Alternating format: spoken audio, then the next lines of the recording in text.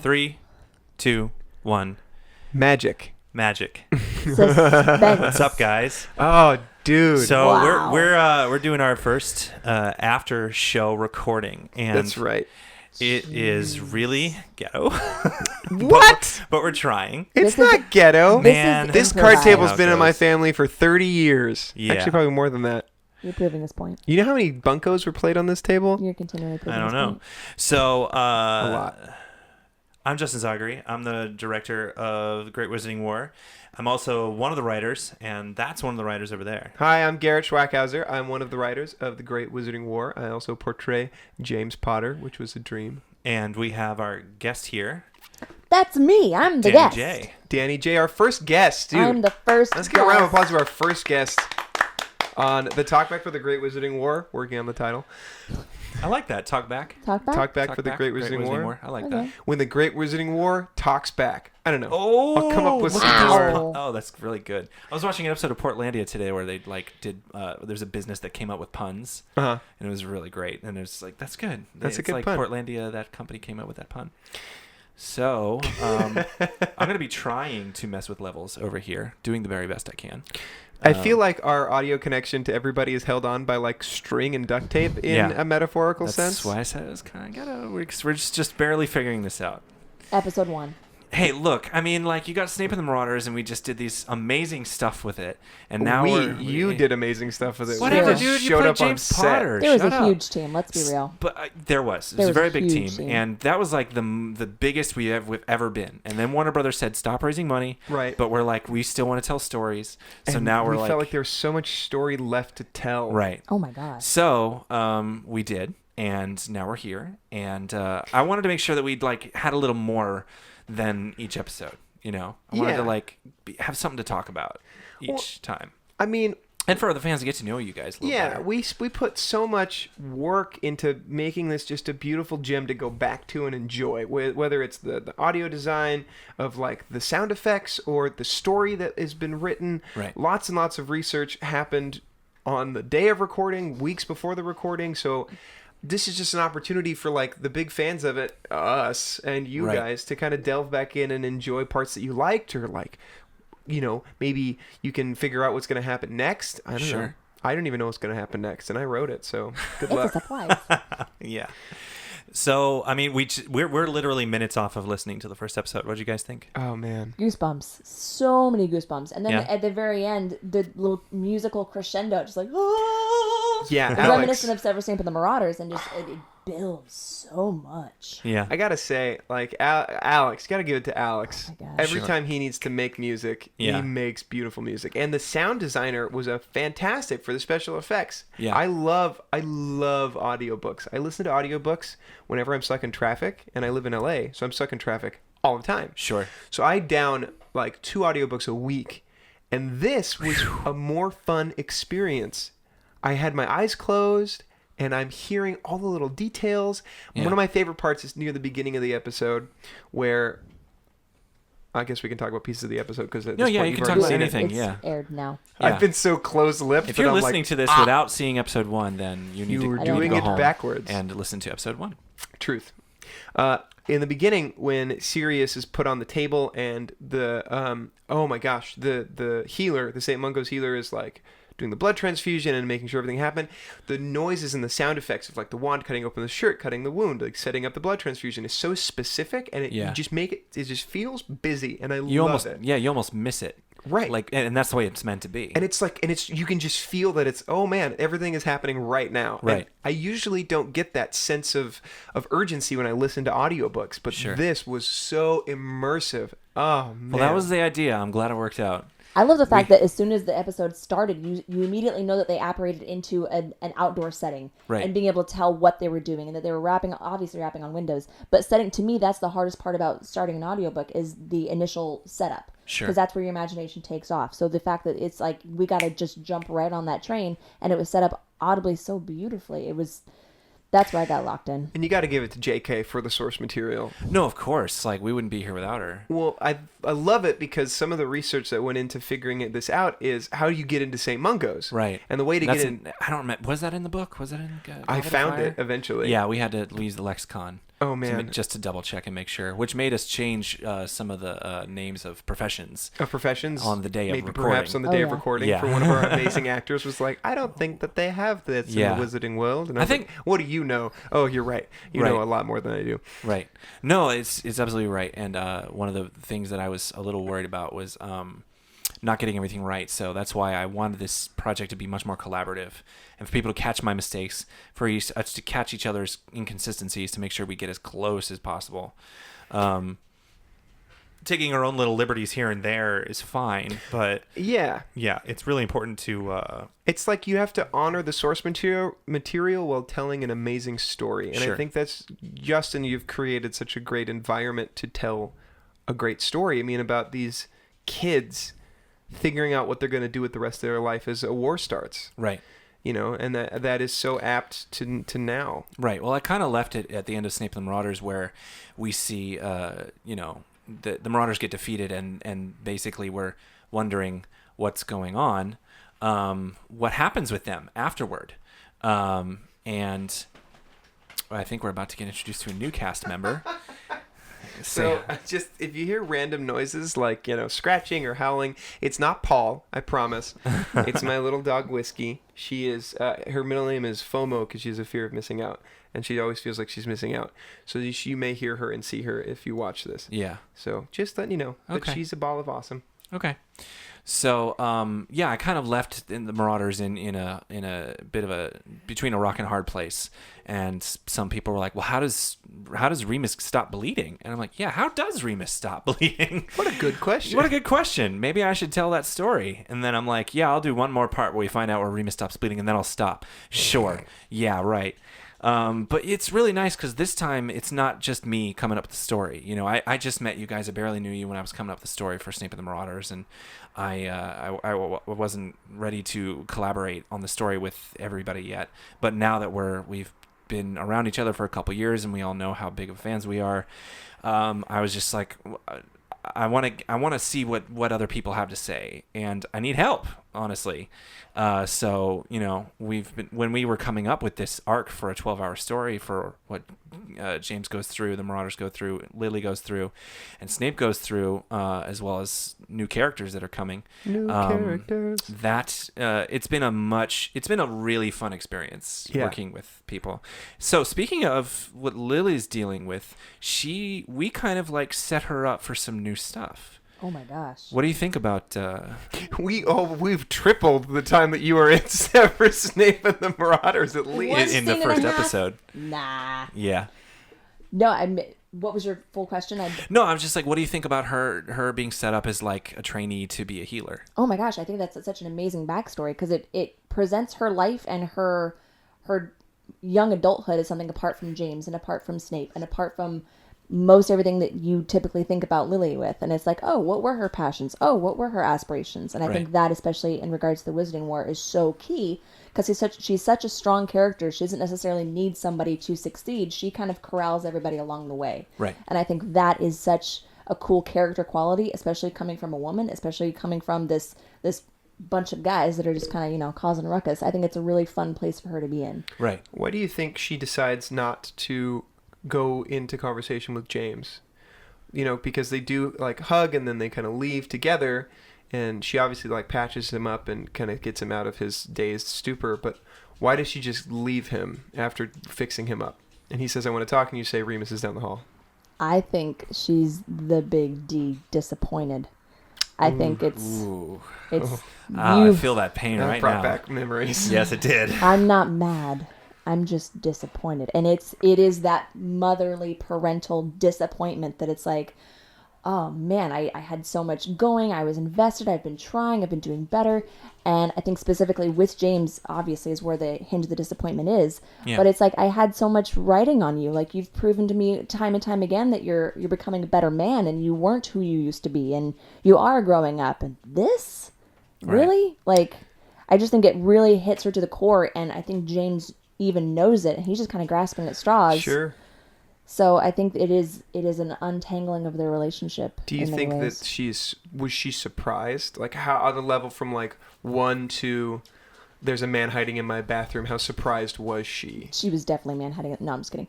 I don't think I think, again, disappointed. I think that she was surprised that it happened after all, that he kind of went back. It's kind of like, I don't know, alcoholism. Like, it's like you don't... Has a bit of an addictive personality towards Snape. Yeah. Yeah. It's like you can't brush off old habits. You hope that he's going to be better. You hope he's going to put the bottle down. But it's like, really? Again, we're doing a relapse over here?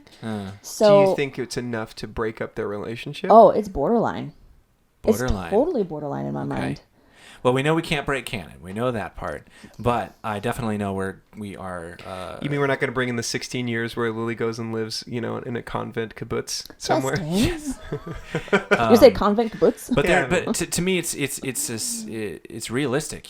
Like James made the choices that he made, and Lily is going to react. So now we have to figure out how they deal with that in their relationship, how they react to each other, especially how Lily decides to take the relationship moving forward.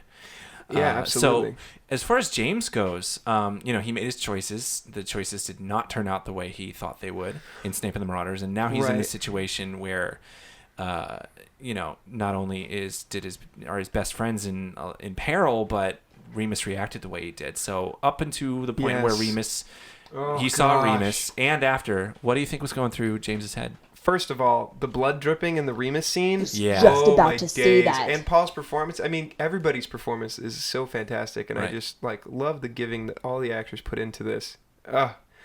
Listening to that scene is so hard. Yeah. Jeez. I saw you too. I was like, you all right, buddy? It's tough, man. It's Yeah. really, I think it's for James. It's difficult because James felt like he was doing the right thing. He's Right. protecting the people that he cares about in Right. Severus Snape and the Marauders. He gets his butt beat because this is my grandma's going to listen to this, and it backfires, but he still feels like he was in the right, you Right. know. And I think he had a very eye-opening experience when Snape started the killing curse. Right. And I think that's why at the beginning he is so Because he out almost of died. sorts. He literally His someone first had a gun time to his facing head. death. Yeah. That's right. So Lily snaps him out of it, and he kind of goes, okay, game mode, right? Let's deal with this. Yeah. We can deal with this. And he Right. starts to deal with it. Not a problem. He's good under pressure. Totally gets it. Right. But then Once everything calms down, Lily and doesn't you're- want to talk to him. Right. And he's, okay. He, knew that was going to happen. He disobeyed her orders, even though he's trying to protect her, but she Sure. doesn't need to be protected, so she says. Sure. But then she says, go talk to Remus. And he's expecting to have Remus there as his guy. Right. He's not expecting Remus to tell him that he is an idiot. Yeah. And that tell him he is- off and say, we're through. And I Oh, think the boy. thing that also hits just as hard is he's watching Remus die. Because the healer literally says to him, I've never seen anything like this. Right. Which is terrifying. Right.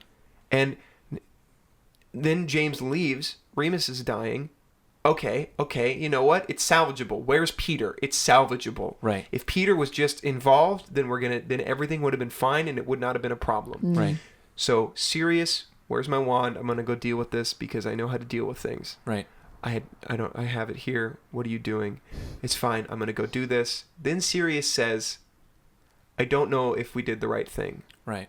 And Sirius is his guy, Sirius is his best friend. his Yeah. best friend. Yeah. the man who's he's the man who's supposed to be behind him at 100%. Right. and it's like, that's it. That's so earth shattering. Sure. I don't even think James has dealt with how earth shattering it is yet. I agree.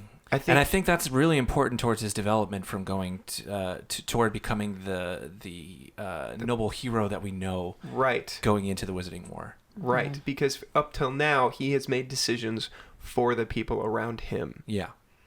And that's what interests me most about James right now is some fans put me on a hate fest to saying, like, you hate James. He is so out of character. I'm like, no, I really don't think he is. I think that a man who has habits of bullying people and really hates Snape and then sees him in a bar wanting to talk to his new girlfriend. In his new girlfriend's favorite bar. BT Dubs. right? Yeah. And then knowing that he's out of school can't protect him or his friends anymore, and he knows that Snape's going to join the Death Eaters, and he's right about that. I also feel like James was at that bar with his friends for a very specific reason that he really didn't Absolutely. want Snape to be there for. I'll tell you that much. Really? Oh, yeah. What's your theory there? My theory is that James is going to propose. Oh. They're graduating school. His 4 best friends are there. It's Lily's favorite bar. Now, of course, you don't know how the series ends, so you're saying that as a theory and not as a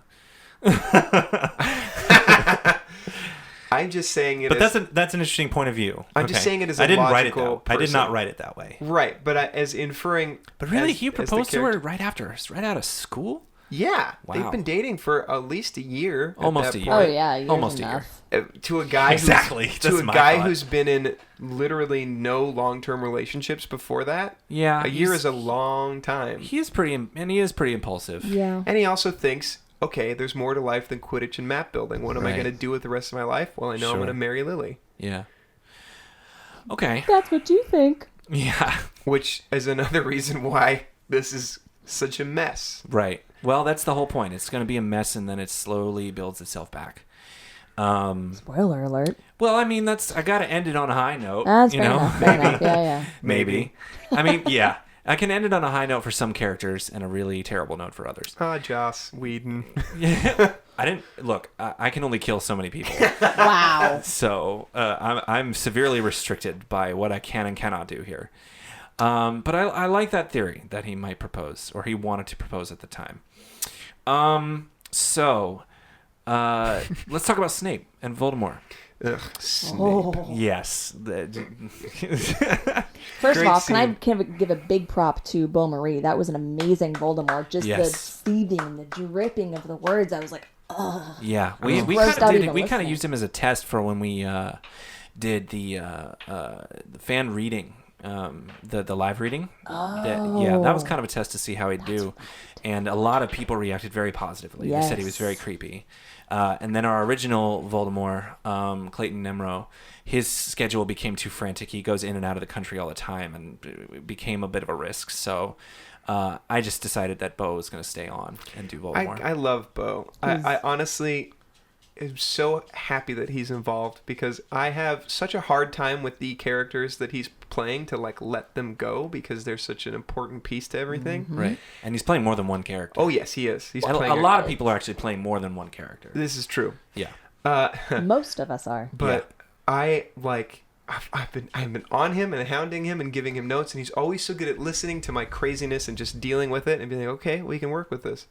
And listening to him in this cut is so fun. I'm so proud of the work that he did. He always comes to set, always has something to say, to be positive. So not only is he great on set, but he also just delivers amazing performances. Yeah. The moment when he's, shall we dispose of my dog is Of your so bestie? wants to hang out with me. Oh my gosh, this is adorable. I wish you could see this camera.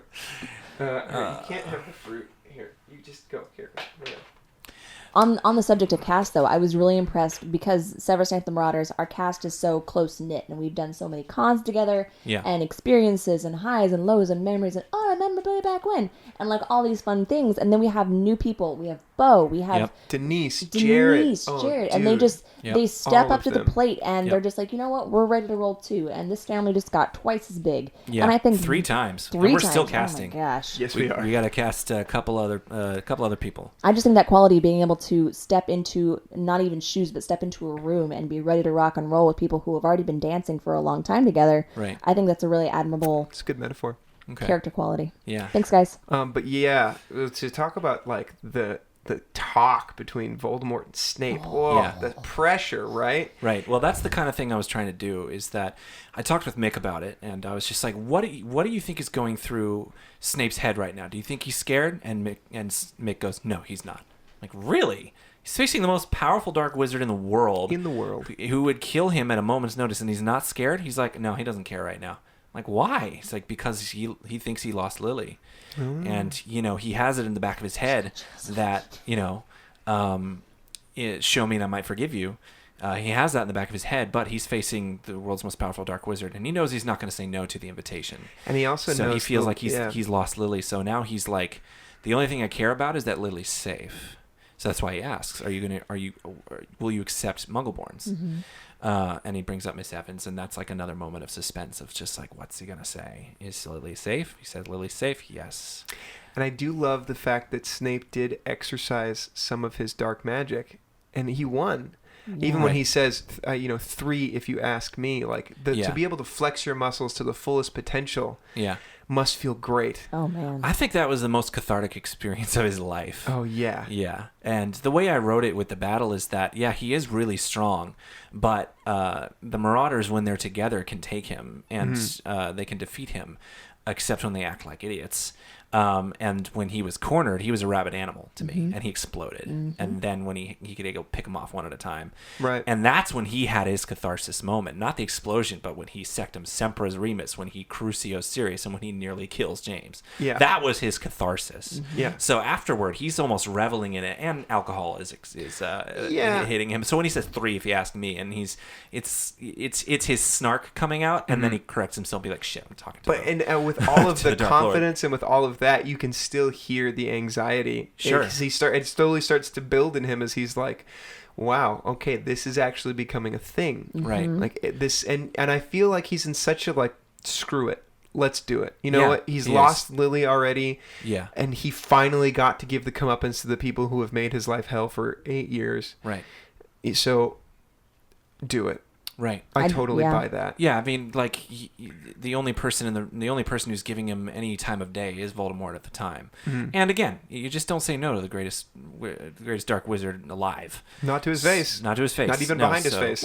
No. But Snape does have an arc here, and I think that it has a lot to do with how he feels about the Death Eaters and how Agreed. and how he feels like where he feels like he fits in.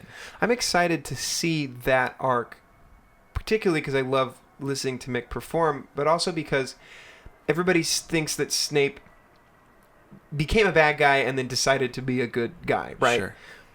And this descent of like, what does it mean to become a bad guy? Right. Because Snape wasn't necessarily a bad guy at school, but he ran with the Carrows, he ran with the Malfoy, Right. Crowd. Psst, psst. But now he's get out of the food, you loser. That's it. Well, like you're saying, to me, that's the most interesting part of Snape is his evolution. It's like, okay, well, then you're neither bad nor good. You are human. Okay, fine. Right. Or wizard, rather. But it's like, where did this come from? And what, like you said, what's the arc of that? Bad guys never think they're bad guys. Bingo. Yeah, it's Snape, like I said, isn't sure exactly what he wants yet. And he's going to now get a full taste of what the Death Eaters are actually like. Right. And we're going to see how he reacts to that. But I think that Snape's main arc is like, where do I belong? Yes, absolutely. Do I belong like that. with the Death Eaters? Yeah. And we're going to start getting into that more with the later episodes. Suspense is so high. I know. It's really exciting. The suspenders is killing me. Go home. I am home. God darn it. Spoiler, don't tell people this is your home. Oh, sorry. This is a house that I own. One of many. All right. Any final thoughts before we call it? Thank you for all of your support. Yes. Because We're here because of you guys. Honestly, telling stories is The what fans. I love. For those not looking at the camera. Right. We're thank you, dog. No, thank you, fans. Whiskey, stay out of the things. I honestly, just telling stories is what I love to do, and being able to kind of build more stories in this universe is so awesome. And Yeah. I'm excited for what is to come. So excited. Building Yeah. stories is one thing, but having people who have an appetite and they're ready to listen to those stories, I think it validates all of your ideas, and it validates all of your ambitions and all of your crazy creativity that just kind of bounces off the walls. People are like eating it up, and it's just like, I just feel like we have a symbiosis. I feel like it's a really cool thing to have as amazing fans as we have with all of the projects we do. Yep. So we'll be doing this after every episode. I'll bring in a different guest. It'll usually be me and Garrett and a guest. And then as we move along, we hope you'll join us for these Talkbacks? talkbacks. The Great Wizarding Wizarding War World talks talks back. Wah, ba, ba, ba, ba, ba, ba. Don't growl at me. We'll think about that, yeah. But let us know in the comments what you guys thought of the episode and what you think, what direction you think these characters are headed. And what you want to hear about next time. Yes. Do you want to ask things like, what are our favorite breakfast foods? Or do we want to focus more on the Great Wizarding War talkback? Probably the second. There's But some it's- fans who want to know what kind of toys Scrambled we used eggs. to play as a kid. I used to play as a toy. Right. When I was a toy as a kid, Yeah. I used to be a bop it. a bop it, Oh, I was a skip it. pull it. No, wait, no, I just did the stupid Palpatine meme. No, jeez. Bump Now it, we pull it, twist it, do it. On that note, On that note, yes. So if you guys are liking what you see, press that like button so we get around a little bit more. If you guys want to see more, please press that subscribe button. And if you're on listening to this on any podcast, please subscribe to this podcast so you can get notified about the next episode, as well as these talkbacks. things coming to your ears from our mouths. Yes. So, as I love to always say, mischief not quite yet managed. mischief not quite managed, you guys. Mischief not quite yet managed. Can we just like be more harmonious in our sayonara here? If like, Okay. we each have Okay. a- On Ready? 3, 1, 2, 3. Mischief not quite yet managed. managed. Mischief not quite yet managed.